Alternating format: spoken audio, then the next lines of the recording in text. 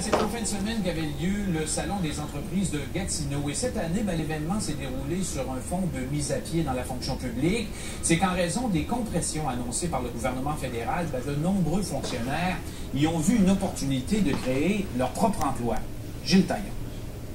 Le Salon des entreprises de Gatineau, une vitrine pour le milieu des affaires de l'Outaouais, mais aussi un clin d'œil aux fonctionnaires fédéraux menacés de perdre leur emploi.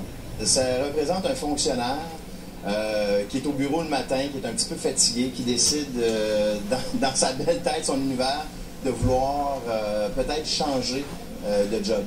Cet ancien fonctionnaire devenu consultant pense que c'est tout à fait possible de se lancer en affaires à certaines conditions.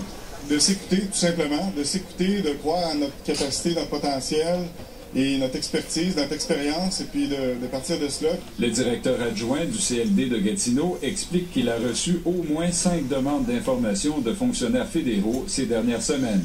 Moi, je crois que plusieurs fonctionnaires ont déjà cette idée-là dans la tête de partir en affaires, ont déjà une idée qui est en train de transiger. À un moment donné, ils ont avec cette opportunité-là l'occasion de le faire. Tout ce qui se passe au fédéral, c'est excellent dans les deux sens. Pourquoi?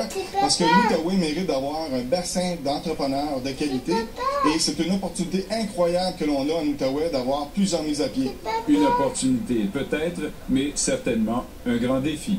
Ça prend aussi beaucoup de détermination et de volonté de la part du fonctionnaire qui décide d'y aller, parce qu'évidemment on va laisser tomber un peu toute cette sécurité d'emploi pour se lancer un peu dans l'inconnu.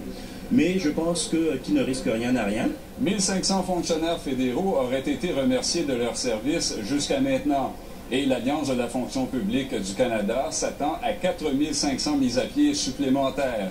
Reste à voir maintenant dans quelle mesure certains de ces fonctionnaires seront prêts à risquer leurs économies afin de créer leur propre emploi. Gilles Taillon, Radio-Canada, Gatineau.